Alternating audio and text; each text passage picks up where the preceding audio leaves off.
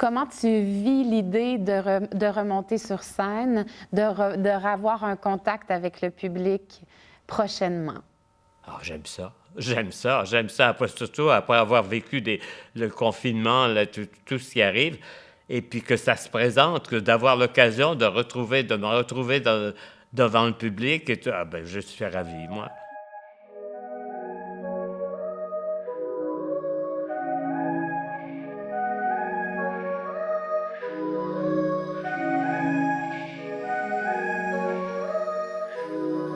Bonjour tout le monde.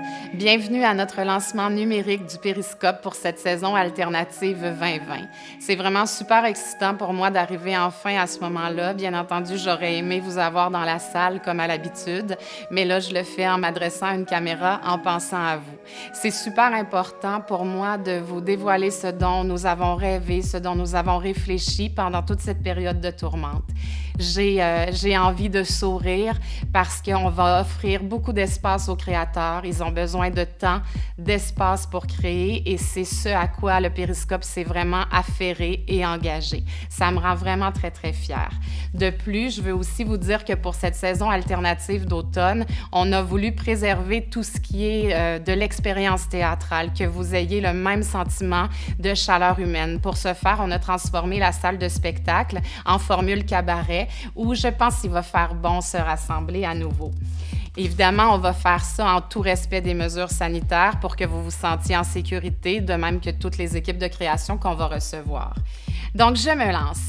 La saison alternative 2020 du Périscope va commencer avec un projet qui est réfléchi en lien avec ce que nous venons de traverser. Il s'agit de Le Pommetier. C'est une production d'Ubus Théâtre en collaboration avec Pupulus Mordicus qui nous invente un objet complètement délicat et ingénieux tel qu'on les connaît, à la fois dans l'autobus et dans notre salle de répétition. Ça promet de bien belles choses. Ça vient du chaos, je pense, et du choc de la pandémie. Et puis, du jour au lendemain, j'ai réalisé que la compagnie Ubus Théâtre n'était pas morte, mais elle n'était plus à la mode. Parce que c'est un théâtre de proximité, donc on était comme pas dans l'air du temps. Et je me suis dit, bon, ça y est, Ubus Théâtre est parti pour 2 ans. Et je vivais avec ça. Je me suis dit, c'est beau, moi, je fais un jardin. Et je suis partie à Tadoussac parce qu'on a des terres là-bas. Et j'ai fait un grand jardin de 100 pieds par 50, où j'ai planté beaucoup de tomates, plein de légumes. Et je me suis dit, moi, je veux devenir cultivatrice. Je change de métier, c'est pas un problème. Mais il y avait toujours Ubus Théâtre derrière. Puis je me disais, c'est bien, Agnès, tu laisses aller, c'est bien. Puis je pensais, mais comment je peux faire? Est-ce que j'aurais pu faire quelque chose? Et puis là, je me suis dit, non. Si je ne peux pas faire le face-à-face, je laisse tomber. Et dans la nuit, bon, je me suis réveillée en sursaut. Je me suis vue dans l'autobus face à une personne, puis disais, comment vas-tu? Tu as eu une vision comme J'ai eu une ça, vision. c'est vrai? Oui, le face-à-face, comment ça va, toi? Ça va se passer en 2 temps. Il y a avant la rencontre, il y a la rencontre et il y a un après que je garde secret. Ensuite, il y a 2 productions que nous aurons le plaisir d'accueillir. Je suis mixte, une production de Montréal de Mathieu Quesnel qui enseigne la mise en scène et le texte. C'est une production des productions Tôt ou Tard.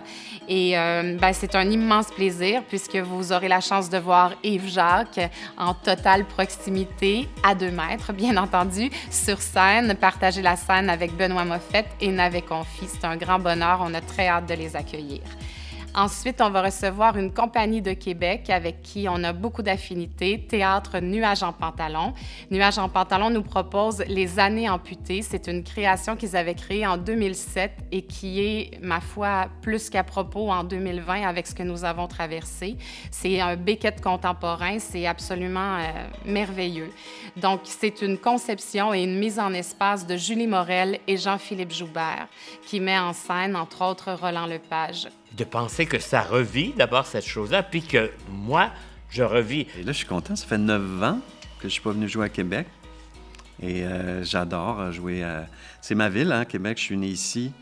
Et j'ai fait mes débuts ici, au Trident, au Théâtre du Vieux-Québec avec Rémi Girard.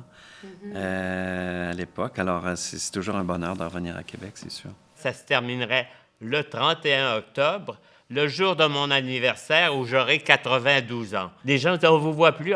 Je disais, non, il n'y a rien pour les vieillards. C'est vrai, j'ai vu des pièces où des vieillards, des rôles de gens âgés étaient joués par des jeunes qui marchaient les genoux pliés, puis se donnaient un air croche un peu pour... Bon, ben j'ai dit, c'est ça, il n'y a rien pour les vieillards. Alors, il n'y avait rien pour moi. Mais là, tout à coup, cette année, c'est mon année de grâce, probablement. Moi, je suis beaucoup là-dedans dans mes thématiques quand j'écris, des rêves qu'on a envie de vivre, mais qu'on ne met pas toujours en branle. T'sais, est-ce qu'on suit la bonne ligne dans la vie, le bon chemin? Parce que moi-même, je me suis questionné à propos de ça dans ma vie, mais en tant qu'artiste, je me re-questionne toujours par rapport à ça, parce que je cherche à jamais refaire la même chose exactement. Ah oui. Puis justement, au départ, je ne l'avais pas vu venir, cette espèce de relation-là entre deux hommes. Puis oui, il y a une tendresse, puis oui, il y a une folie, parce que ça reste une comédie, mais les personnages, ils savent pas qu'ils sont drôles. Puis moi, c'est ça que j'aime beaucoup. En fait, ça commence comme une espèce de soirée des AA où le gars raconte sa vie. Puis il y a cette personne-là qui est moi à côté, qui pensant l'aider, il met des bâtons dans les roues. Des fois, je me plais à dire que c'est la plus grande relation oncle-neveu de l'histoire du théâtre. Il y a peut-être... c'est qui, Claudius et Hamlet dans Shakespeare, sinon... Ça rivalise, là. Oui, c'est ça, on rivalise avec eux. À quoi on a droit sur cette terre? À quoi on a droit? C'est parce qu'on est né avec une job, puis la sécurité d'avoir une auto déjà, puis d'une femme et un enfant. Est-ce qu'on est complètement gelé là-dedans? Ou si tout à coup, il y a peut-être autre chose qui nous attend au bout du fil? On va offrir 3 labos verts plutôt que 2 cette année. Et ces résidences d'artistes-là de 2 semaines en nos murs vont ouvrir sur un laboratoire public auquel vous aurez la chance d'assister. Vivarium de l'artiste Lé Aubin, production de Kill Tapeur. C'est un projet déambulatoire, performatif et multidisciplinaire qu'on a vraiment très hâte d'accueillir. Jouvence de l'artiste Étienne Lafrenière.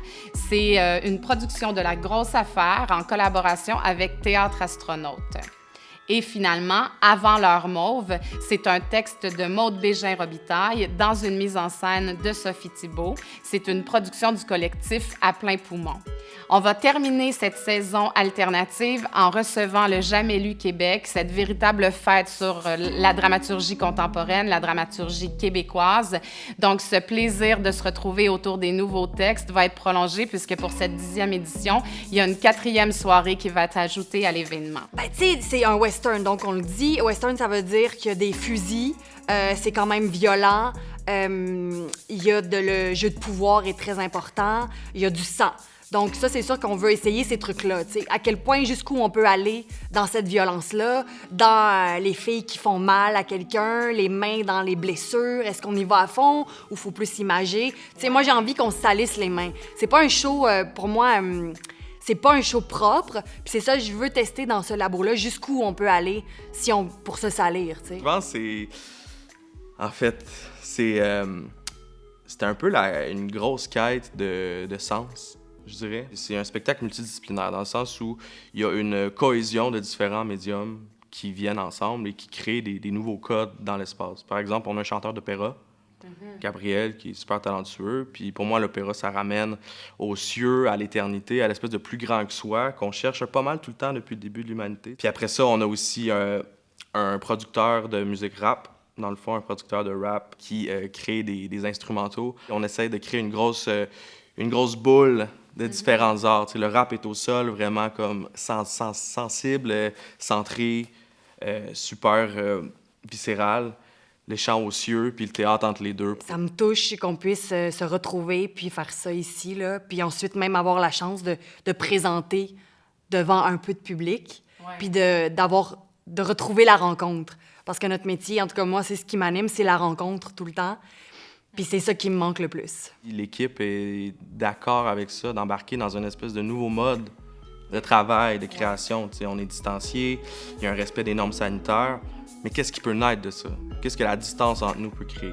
Qu'est-ce qu'on fait si on se crie après d'un bout à l'autre de la scène? Qu'est-ce qu'on fait si on se murmure d'un bout à l'autre de la scène. Alors, j'espère que vous avez aussi hâte que nous de se retrouver enfin pour cette saison alternative qui débute à compter du 22 septembre. Soyez avec nous. En terminant, je veux remercier notre présentateur de saison dont on a besoin plus que jamais. Donc, Caisse des Jardins de Québec, merci infiniment de croire en nous et de nous soutenir de cette manière. Merci, cher public, au grand, immense bonheur de vous retrouver prochainement.